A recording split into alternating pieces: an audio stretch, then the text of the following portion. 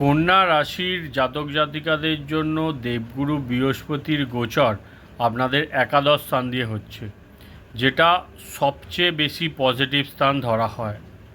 কাম ত্রিকোণ ঘর। তো আপনাদের কামনার পূর্তি বা ইচ্ছা, মনের যে সব ইচ্ছাগুলো আছে এবার সেগুলো পূরণ হবে। দেবগুরু বৃহস্পতি আপনাদের দুটো কেন্দ্রর অধিপতি, উচ্চ স্থানে এসছে। অনেক দিক থেকে আপনারা একটা স্টেবিলিটি অনুভব করবেন। আর্থিক উন্নতি তো হচ্ছেই, বৃহস্পতি যখনই 2, 6, 11 এইসব ঘরগুলো দিয়ে গোচর করে ট্রানজিটে, তখন আর্থিক দিক থেকে বড় স্টেবিলিটি দেয়, ভালো উন্নতি করায়, নতুন অপরচুনিটিস নিয়ে আসে।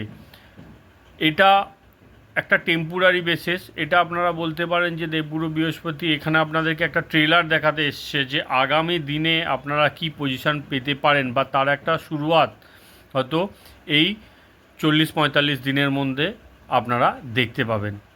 আপনাদের জন্য খুব ভালো পজিটিভ একটা ট্রানজিট এটা।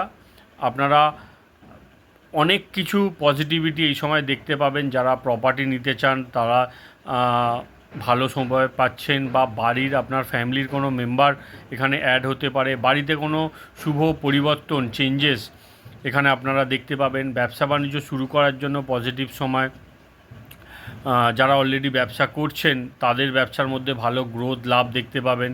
পজিটিভিটি থাকবে, একাধিক দিক থেকে আপনারা নতুন সুযোগ পাবেন, মনের একটা আনন্দ, খুশি, ইচ্ছা পূরণ, আপনারা যেটা চাইছেন বা যেটা চাইছেন না সেরকমও জিনিস এই সময় আপনারা কিন্তু পেয়ে যেতে পারেন।